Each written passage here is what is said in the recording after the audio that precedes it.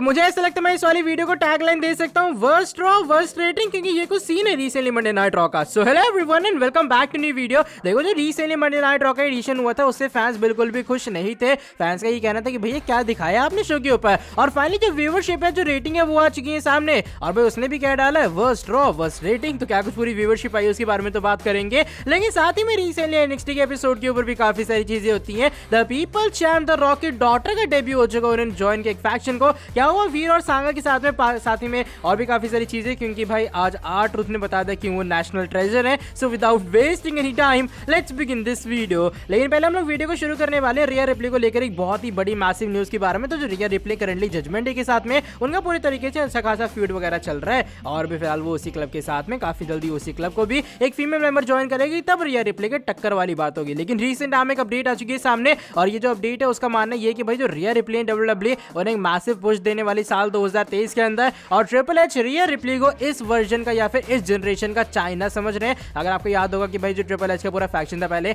उसके अंदर female member China थे जिनकी फिजिक्स जो बॉडी वगैरह रिया रिप्ले जैसी ही थी। तो यहाँ पर जो ट्रिपल एच है वो इस तरीके से पोर्ट्रे करना चाह रहे हैं रिया रिप्ले को कि आने वाले टाइम में वो फीमेल जो हमारी लेजेंड है चाइना उनकी तरह दिखाई देंगी। और बताया जा रहा है कि अगले साल जो रिया रिप्ले वो आपको चैंपियन भी बनती हुई नजर आएंगी एक बार फिर से WWE कंपनी के अंदर। ओवरऑल जो ट्रिपल एच का मेन मोटिव वो यही है कि अगले साल रिया रिप्ले को WWE कंपनी के अंदर एक मैसिव पुश देते हुए नजर आएंगे। यानी कि अगर आप ये मान सकते हो रिया रिप्ले चैंपियनशिप मैच में हो रही है रॉयल रंबल के अराउंड, रेसलमेनिया के अराउंड, तो इस वाले मैच के अंदर रिया रिप्ले हमें फॉर श्योर न्यू चैंपियन बनती हुई नजर आएंगी। जिस तरीके से लगातार उन्हें जजमेंट डे के अंदर एक पुश वगैरह मिल रहा है, वो एक मेन फैक्टर बन रही है। तो मुझे ऐसा लग रहा है अगले साल रिया रिप्ले डोमिनेट करने वाली वुमेन्स डिवीजन को। इसको लेकर आपका क्या ओपिनियन है जब ट्रिपल एच रिया रिप्ले को अगले साल WWE कंपनी के अंदर एक फाइनली मैसिव पुश देने वाले हैं, जो कि फॉर श्योर है वो डिजर्व भी करती हैं। लेकिन अब हम लोग बढ़ लेते हैं आज की हमारी रिसेंटली एनएक्सटी के शो के एपिसोड के ऊपर क्या कुछ चीजें होती हैं। अब पहले बात करते हैं भाई R-Truth में एक्चुअल में क्यों नेशनल ट्रेजर है, क्यों WWE को ने हर रॉ स्मैकडाउन और एनएक्सटी के एपिसोड के ऊपर अपीयर करवाना चाहिए। देखो होता क्या है, हमारे ग्रेसन वॉलर और वेस्ली के बीच में एक सेगमेंट होता है, इस सेगमेंट के बीच में R-Truth की इंटरप्शन होती है। R-Truth आते हैं इनके बीचों बीच में, और जो क्राउड मैसिव उन्हें पॉप देता हुआ नजर आता है वो अलग लेवल का होता है। वो व्हाट्सएप करते हुए आते हैं, वेस्ली तो काफी खुश होते हैं आखिर वो चैंपियन है,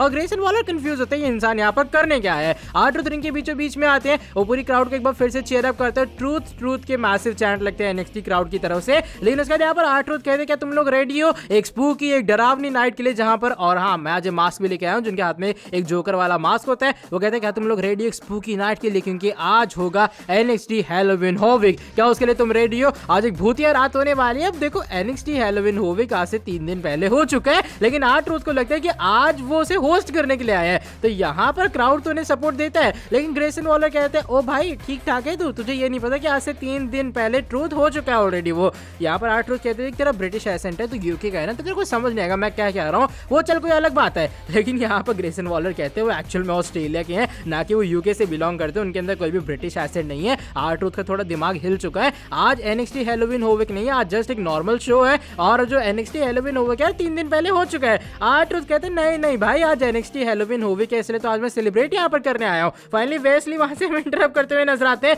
वो कहते हैं नहीं ट्रूथ वो सही एक्चुअल में कह रहा है, देख 3 दिन पहले हुआ था वो, और वहां पर मैं चैंपियन वगैरह ही बन गया। R-Truth कहता है अच्छा ये बात है क्या, तू चैंपियन वगैरह बना हुआ है, चल ठीक है भाई तू कांग्रेचुलेशन डिजर्व करता है। ग्रेसन वॉलर सॉरी भाई मैं गलत हो गया थोड़ा यहाँ पे, लेकिन उसके बाद तो ग्रेसन वॉलर से पूछते हैं भाई तेरा क्या सीन बना है एनएक्सटी हैलोवीन होविक में, और क्राउड कहती है कि वो हार चुके थे, लॉस के चांस लगते हुए नजर आते हैं। तो यहाँ पर ट्रूथ कहते हैं अच्छा तू वहां पे हार गया था। अब ग्रेसन वॉलर यहाँ पर बहुत फ्रस्ट्रेट हो जाते हैं, वो कहते हैं देख भाई ट्रूथ मुझे नहीं पता तू यहाँ पर क्या करने आया, लेकिन तुझे ग्रेसन इफेक्ट दिखाना पड़ेगा एक्चुअल में होता क्या है, इसलिए अगले हफ्ते मैं तुझे चैलेंज करता हूँ मैच के लिए, और जाने से पहले अटैक करने का ट्राई करते हैं R-Truth के ऊपर। R-Truth डॉज करते हैं, वेस्ली भी उनके साथ में अटैक करते हैं, और R-Truth चैलेंज एक्सेप्ट करते हैं। अगले हफ्ते वो आपको एनएक्सटी के अंदर कंपीट करते हुए नजर आएंगे जब वो फेस करने वाले हैं ग्रेसन वॉलर का। तो भाई ये कुछ होती है चीजें शो के ऊपर एनएक्सटी के, और मैं सही बता रहा हूँ भाई R-Truth के सेगमेंट अलग लेवल के होते हैं। आपको याद होगा अगर एक बार रॉयल रंबल हुआ था, वहां पे वो लैडर निकाल के ले आए थे कि भैया मुझे लगा एक मनी इन द बैंक का लैडर मैच हो रहा है, तो वही चीज R-Truth ने यहाँ पे की, एक नॉर्मल एनएक्सटी के शो के ऊपर आके उसे एनएक्सटी हैलोवीन होविक बना डाला।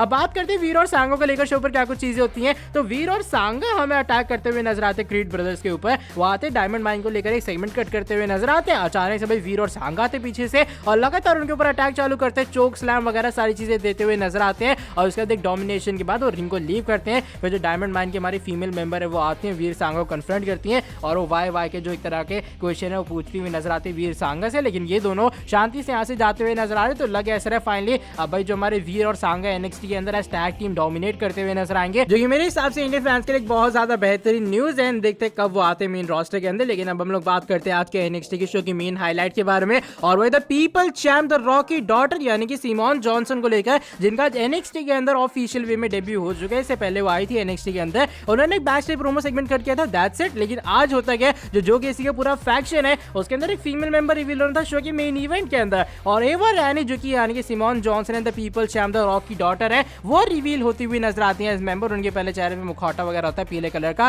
वो एक ड्रेस में होती है हेलोवीन टाइप की, उसे हटाया जाता है और सिमोन जॉनसन या फिर कह लो एवर रैनी उसके अंदर निकलती हैं। और उन्होंने ऑफिशियली वे में जो गीसी का डेब्यू है, जो गीसी का डेब्यू कह रहा हूं सॉरी, जो गीसी के फैक्शन के अंदर अपना ऑफिशियल वे में डेब्यू कर डाला है, और ये हॉरर टाइप सा फैक्शन है। तो भाई देखते हैं डब्ल्यूडब्ल्यू किस तरीके से सिमोन जॉनसन को इस वाली चीज के अंदर बुक करती हुई नजर आती है। लेकिन हाँ, उनके आने के बाद जो इंटरनेट है वो भी एक्सप्लोड हो चुका है कि भाई द रॉक की डॉटर को कुछ इस तरीके से डब्ल्यूडब्ल्यू वालों ने डेब्यू करवाया है। देखो क्या कुछ होता है आने वाले टाइम में सीन। देखो मुझे ऐसा लगता है कि अगर बाय चांस मान लो कि सिमोन जॉनसन द रॉक की डॉटर होती है और द रॉक डब्ल्यूडब्ल्यू कंपनी के अंदर होते, तो मैं भी चीजें थोड़ी डिफरेंट होती, लेकिन फिर भी देख के अच्छा लग रहा है। इतने बड़े हॉलीवुड मेगा स्टार की डॉटर होने के बावजूद भी वो एकदम शुरुआत से इनिशियल से स्टार्ट करती हुई नजर आ रही है। तो इसको लेकर आपका क्या ओपिनियन, जब जो किसी के फैक्शन का उन्होंने आके ज्वाइन कर लिया है, आपके हिसाब से डब्ल्यूडब्ल्यू का सही डिसीजन रहने वाला है? एंड मैं एक्साइटेड हूं कि डब्ल्यूडब्ल्यू ने किस तरीके से इन फ्यूचर बुक करती हुई नजर आती है, क्योंकि अगर द रॉक की डॉटर है तो मुझे एक्चुअल में लग रहा है शायद वो प्रॉमिसिंग स्टार बन सकती है। लेकिन अब हम लोग बढ़ लेते हैं आज की हमारी नेक्स्ट एंड फाइनल अपडेट की तरफ। इस बार ये जुड़ी है रिसेंटली हुए मंडे नाइट रॉ एपिसोड की रेटिंग्स या फिर व्यूवरशिप के बारे में।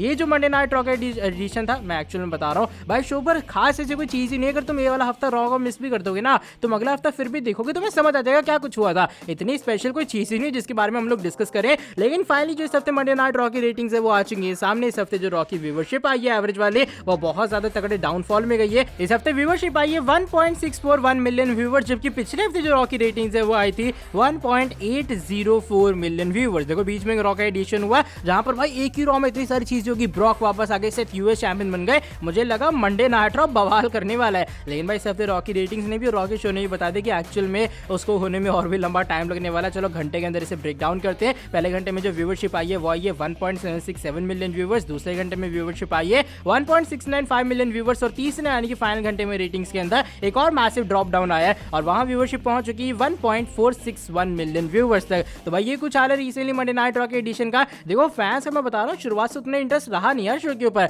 शो की ओपनिंग वगैरह चलो सारी चीज सही थी, अगले हफ्ते चलो ब्रॉक आएंगे वहां तो रेटिंग्स बढ़ ही जाएंगी। लेकिन फिर भी शो के अंदर ऐसा कुछ होता है जो कि हमें रोक के रखते कि हाँ भाई एंडिंग के अंदर कुछ ऐसा होने वाला है। निकी क्रॉस आती हुई नजर है, दैट्स अ डिफरेंट थिंग। लेकिन यहाँ पर हम जानते थे कि बेली ही जीतने वाले, तभी जाके इन दोनों का फ्यूड आने वाले टाइम में कंटिन्यू होने वाला है। काफी लोग साशा बैंक्स वगैरह की उम्मीद लगाए थे, इसलिए शायद जो रॉ की रेटिंग्स है वो 1.4 तक आखिरी घंटे में टिक भी गई है। वरना मुझे ऐसा लगता है रॉ की रेटिंग्स और भी ड्रॉप डाउन के अंदर जाती हुई नजर आती है। लेकिन मुझे ऐसा लग रहा है ट्रिपल एच को थोड़ा ध्यान देने की जरूरत है। हाँ भी रॉ को हम किस तरीके से इंप्रूव कर सकते हैं, क्योंकि अगर ये हाल रहा मंडे नाइट रॉ का तो रेटिंग्स अगले हफ्ते और भी ड्रॉप डाउन होने वाली है। वेल अगले हफ्ते जैसे मैंने कहा ब्रॉक आएंगे, उम्मीद थोड़ी ज्यादा है, तो शायद फाइनली अगले हफ्ते रॉ के एडिशन के अंदर कुछ ढंग की या फिर बेहतरीन चीजें होती हुई नजर आएंगी। वैसे जस्ट ये एक रॉ का बेकार एडिशन था ट्रिपल एच की तरफ से। विंस मैकमैन ने तो बहुत सारे दे रखे हैं। भाई तो आज की वाली वीडियो बस यही तक थी। अगर ये वाली वीडियो पसंद आई है फटाफट से नीचे वीडियो को लाइक कर देना, साथ ही में जो लोग चैनल के ऊपर न्यू है सब्सक्राइब नहीं किया सब्सक्राइब कर देना चैनल को, और बेल नोटिफिकेशन को कर देना ऑन। मिलता हूं आपसे आके नेक्स्ट वीडियो के अंदर बहुत ही ज्यादा जल्दी। Till then bye bye, take care.